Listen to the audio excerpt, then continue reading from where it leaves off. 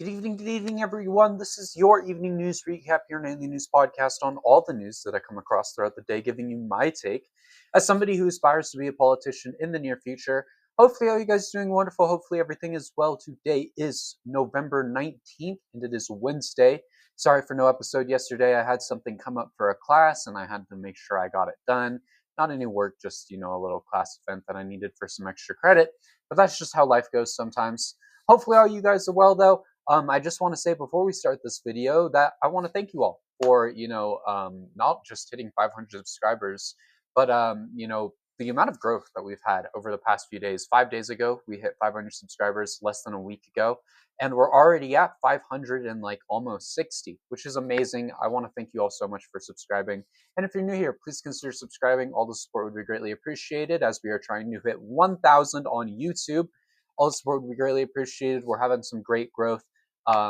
We hit 500 this month. Let's try and finish the month with 600. There's a cat back there. But if you're on Substack, please also consider subscribing as well. All things good to me. They help me pay for the things that I need to pay for in life, like my groceries, like clothing, like all of that. But if not, you can always subscribe for free. I truly do appreciate all forms of support on this content. With that being said, though, let's get into the news from today. Moving on into the Trump administration segment, as we do, the first topic we have today is Trump has called a reporter piggy for asking questions about Epstein. Trump attacked a female journalist, calling her piggy while on Air Force One Friday. Catherine Lucy, the White House's correspondent for Bloomberg, asked the president about the unfolding Epstein issue and the possibility of the files being released. She asked Trump why he was behaving the way he was if there was nothing incriminating in the files, to which Trump then pointed at her and shouted, "Quiet." Trump went on to refer to her as a piggy. It's wild how Trump has started to act, this crazy. It really is, especially when people are asking him questions about that. I mean, the man is not helping his own case on if he's in the files or not. In fact, he's making himself look worse, especially here. I mean, I'm sure he's in the files. I'm sure, just as Jeffrey Epstein says, Trump is the worst. But there is a ton of theories, and I am sure none of that is good either. It is insane that Trump is just willing to call a reporter a piggy for asking a question like this. But we'll see how it goes. Just as always, release the files. They are on Trump's desk currently. They have been signed off by both the House and the Senate. Trump needs to sign them off.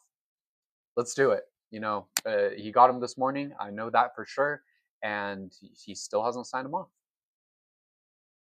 In other news, Trump is calling for renovations for ABC. Trump has called for ABC to lose their broadcasting license after he disagreed with a reporter for questions about Epstein at an Oval Office event with the Prince of Saudi Arabia.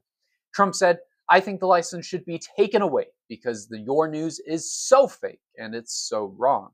Trump once again called the Epstein files a Democratic hoax. Once again, this happens all the time. Genuinely, it is like an active thing. It is a pastime for Trump. The man does not control the media. This is not something he can do, yet he does it anyways, which is a massive deal. The president should not be controlling or calling for the media to just do as he says. The files aren't a Democrat hoax. They've been a big deal for a while, and his side wanted them way before the Democrats really wanted them in the first place. Let's get them out. Truly, there's no reason why they should be locked up for so much longer, especially when they're on Trump's desk as we speak. In other news, Trump has met with the Prince of Saudi Arabia and has also undermined U.S. intelligence in the process. Trump hosted the Prince of Saudi Arabia, Mohammed bin Salman, at the White House on Tuesday, which has led to a lot of media controversy. The White House rolled out the red carpet for the leader and was greeted by Trump with a ceremony including marching bands, flag-bearing horsemen, and flyovers. Trump also decided to defend the prince for the death of journalist Jamal Khashoggi, saying that the Saudi royal had done incredible in terms for human rights. Previously, that the U.S. intelligence confirmed that the prince approved the operation for the murder of that Washington Post columnist. When the prince was asked about it, Trump interjected and said, "Things happened, but he knew nothing about it, and we can leave it at that." This is absolutely wild. For one, the president rolled out the carpet for him, something no president should be doing for another world leader at all. He is the president of the United States. There's a lot of global status with that. You're not rolling out the red carpet for other leaders. That is not something the president has ever done. He even had horses and everything else. Like, come on, dude, what are we doing? This is a leader of another country. This isn't even like an American president. This is a leader of another country. Also, defending the man for killing a U.S. journalist is absolutely insane. He undermined U.S. intelligence by doing this as well, which is a massive deal. Um, there's a cat behind. You guys can't see him, but he is doing some things. Anyways, he undermined U.S. intelligence by doing this as well, which is a massive deal. Of course, U.S. intelligence came out and said that the Saudi Arabian prince did confirm this to happen, but I'm sure he does not care about that, and I'm sure he probably didn't even know about that in the first place. In other news, Trump is calling for less AI regulation. Trump is calling for less regulation on AI in a post on Truth Social. In his post, he wrote, "Investment in AI is helping to make the U.S. economy the hottest in the world. By overregulation, by the states is threatening to undermine the growth engine. Some states are even trying to embed all DEI technology into AI models, producing woke AI.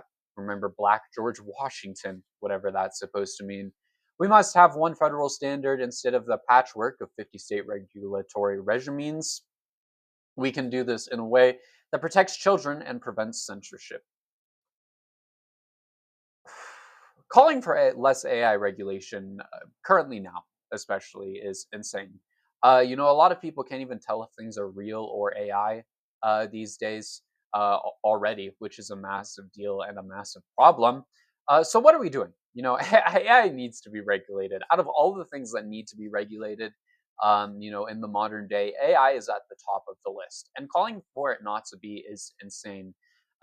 This stuff should not be allowed to just be however it is. It has been used for so many horrific things, and it will be continue to be used for so many things. Not to mention, it also uses an insane amount of water and damages the environment.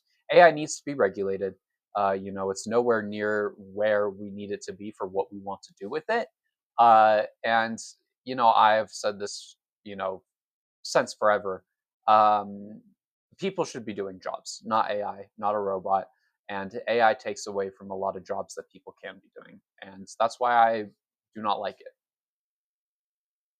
In other news, Trump plans to sell F-35s to Saudi Arabia. Trump is touting his pledges and deals with the Saudi Arabian government as the Saudis plan to invest 600 billion to 1 trillion within the United States, according to the White House. The leaders have also signed a defense cooperation pact and held discussions on plans to sell Saudi Arabia F-35 jets. More killing machines to the Middle East. That's just what it is. An American tradition, oldest time, really. We are just a toy factory of the world. At the end of the day, like, that's what it is. And we can't even muster up the money to help our own people and provide things like free healthcare or free higher education. Isn't that just dandy?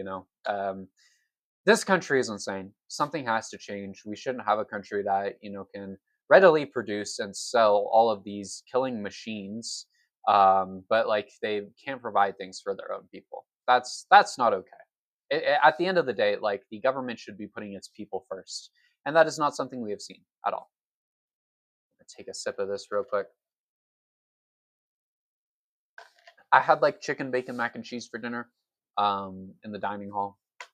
It was pretty good. It was pretty good. They have like this rotating meal thing, and or this week they have mac and cheese, and I had it a few weeks ago, and I really liked it, and they brought it back, so I'm very happy about that. Anyways, though, moving on into the Epstein files, one Republican has voted against releasing the files. One Republican, Representative Clay Higgins of Louisiana, was the only lawmaker to vote no to release the Epstein files. In a post on Twitter, he defended himself, writing, "I have been principled no on this bill from the beginning. What was wrong with the bill 3 months ago is still wrong with it today. It abandons 250 years of criminal justice procedure in America. As written, this bill reveals and injures thousands of innocent people, witnesses, people who provide alibis, family members, etc.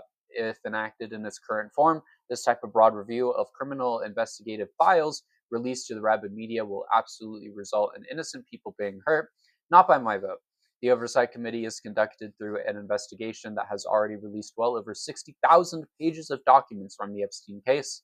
That effort will continue in a manner that provides all due protections for innocent Americans. If the Senate amends the bill properly, addressing privacy of victims and other Americans who are named but not criminally implicated, then I will vote when the bill comes back to the House. I understand this reasoning. I really do. I don't think it's the worst. I think protecting victims is an important thing.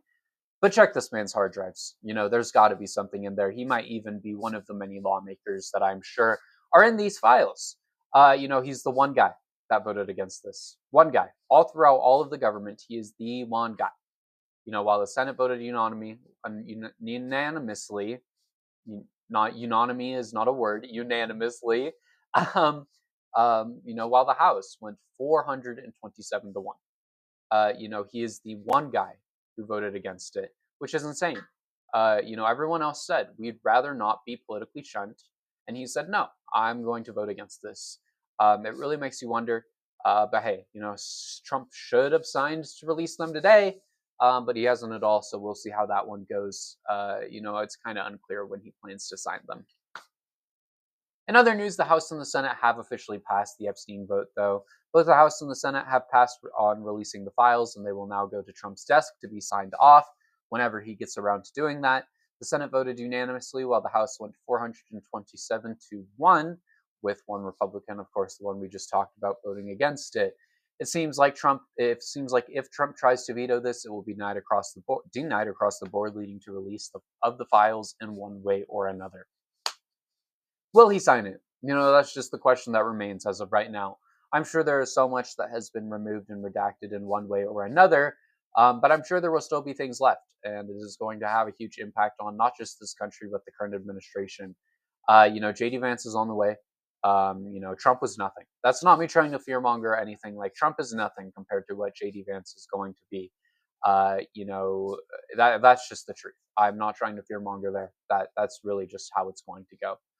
J.D. Vance is going to be a problem. He has connections to a lot of powerful individuals and a lot of rich individuals who have propped up his political career. People like Peter Thiel, and so many others. It's not going to be great, but we'll see how it goes. In other news, Mike Johnson is deeply disappointed that the Epstein bill passed.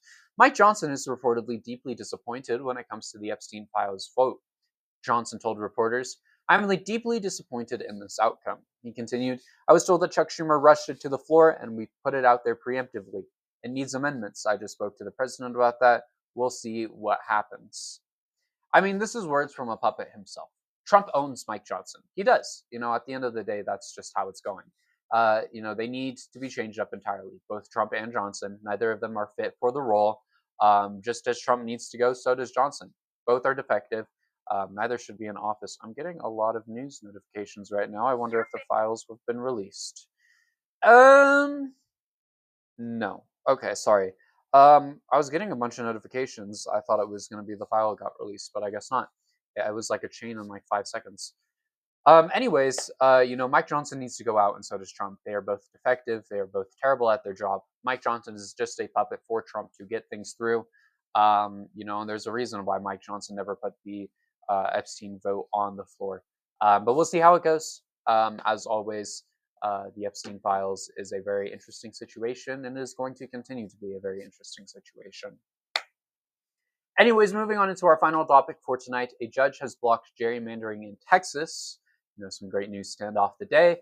Texas has been blocked from gerrymandering for the 2026 primary and will need to stick with its previous lines after a ruling by a 3-judge panel. U.S. Judge Jeffrey Brown, who is also a Trump appointee, wrote in the ruling, the public perception of this case is that it's about politics. To be sure, politics played a role in drawing the 2025 map, but it was much more than just politics.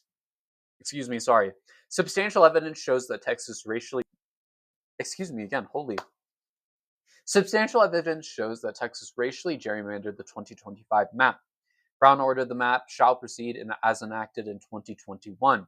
This case is very likely to be appealed, but they only have until December 8th to do that.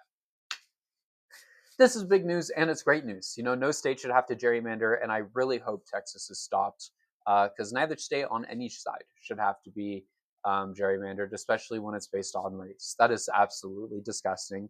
Nobody's voice or vote should be discontinued or discounted. It's the year of 2025. If we want to make America great, that should be known everywhere. Everyone should have the right to vote. Everyone should have the right to freedom of speech, no matter who you are, no matter what you look like. Our politics should not be directed by racism, homophobia, and religion. Respectfully to all the people who support religion and don't treat people horribly using the basis of religion. This isn't how it used to be. This isn't the old times. This isn't a time where we can say, yeah, God said this and this should be that. No, this is 2025. People are different. People follow different things. And we can't run a country like that. We really can't. It's just not going to work. With that being said, though, thank you everyone for watching today's episode. I hope you all enjoyed. It has definitely been a very interesting one in the news world, but I hope hopefully all you guys are doing well. If you're new here, please consider subscribing. All the support would be greatly appreciated. We are trying to hit 1,000 subscribers by the summer of 2026. I believe we can do it. We're getting close to 600, so hitting 600 before December would also be really cool. So if you're new here, please consider subscribing. All the support would be greatly appreciated. And if you're on Substack, please consider subscribing as well. All funds go to me. They help me pay for the things that I need to pay for in life, like groceries, like clothing, like all of that. But if not, you can always subscribe for free. I truly do appreciate all forms of support on this content. With that being said, we're out here building a political platform. So if you're interested in supporting a country that actually cares about its people, providing things like free healthcare, better education across the board, free college education, and so many other things that the government should provide to its people that we really just don't have in the United States. Drop a subscribe because it's my goal to make the lives for the American people better when I make it into office. With that being said, though, thank you all for watching today's episode. I hope you all enjoyed it. It's definitely been a very interesting 2 days in the news world, but I will see you all tomorrow. Have a good one.